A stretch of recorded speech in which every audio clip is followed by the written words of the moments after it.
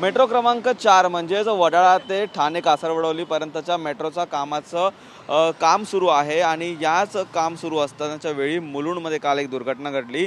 मुलुंडमधील Johnson and Johnson या कंपनीच्या समोर असलेल्या जो आपण पिलर पाहतोय, जो कठडा होता, जो या ठिकाणी सिमेंटचा मोठा 2.5 ते 3 टनापर्यंतचा सिमेंटचा कठडा होता, तो पडून काल या ठिकाणी दुर्घटना झाली। या ठिकाणी एका रिक्षा चालक आहे त्याचा जागीच प्रवास करणाऱ्या प्रवाशाचा जागीच मृत्यू झाला आणि इतर जणांना मोठी दुखापत झालेली आहे।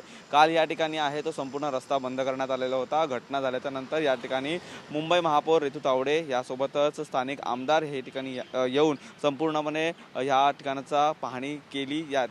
त्यानंतर लागलीच जे अपघातग्रस्त होते त्यांना हॉस्पिटलमध्ये देखील हलवण्यात आलेलं होतं। परंतु काल आपण पाहिलं तर हा रस्ता जवळपास 7 तास बंद करण्यात आलेला होता आणि आपण जर बाजूला या ठिकाणी बॅरिकेडिंग पाहतोय तर 150 मीटरची बॅरिकेडिंग आहे ती करण्यात आलेली होती आणि या ठिकाणाहून कुठल्याही वाहनाला या ठिकाणी जाऊन देण्यात येत नव्हतं। परंतु आज सकाळपासून हा रस्ता पूर्णपणे सुरुवात करण्यात आलेली आहे। आपण पाहतोय तर याच रस्त्यावरती सध्या रहदारी आहे ती सुरू आहे। आपण या फुटपाथवरती पाहिलं तर ही बॅरिकेडिंग करून ठेवण्यात आलेली होती आणि या ठिकाणी कुठल्याही व्यक्तीला प्रवेश आहे तो दिला गेला नव्हता। या ठिकाणी आता पोलिसांचा बंदोबस्त आहे तो कालपासून ठेवण्यात आलेला आहे। आपण या ठिकाणी पाहिलं तर या ठिकाणी पोलीस बंदोबस्त तैनात करण्यात आलेला असून सुरक्षितेच्या कारणास्तव या ठिकाणी काही पोलीस अधिकारी देखील आपल्याला पाहायला मिळतात। परंतु याच रस्त्यावरती आहे ते मोठ्या प्रमाणात वर्दळ असते।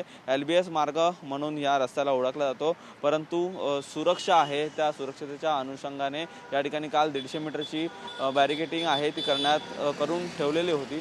परंतु आज सकाळपासून हा संपूर्ण रस्ता आहे तो पुन्हा सुरू करण्यात आलेला आहे। त्यामुळे अधिकची खबरदारी म्हणून आता प्रशासन काय पावलं उचलणार आहेत आणि इतर जे सिमेंटचे ब्लॉक आहेत त्याची नक्की त्याचं ऑडिट हे करण्यात येणार आहे का हे देखील पाहणं महत्त्वाचं ठरेल। परंतु सध्या या ठिकाणी सुरक्षितेच्या कारणास्तव पोलीस जवान या ठिकाणी आहे ते तैनात करण्यात आलेले आहेत। परंतु अजून काय ह्या ठिकाणी जी पावलं उचलली जातात हे देखील पाहणं तेवढंच महत्त्वाचं ठरणार आहे। व्हिडिओ न्यूज अथर्वसह निखिल चव्हाण, TV9 मराठी, मुंबई।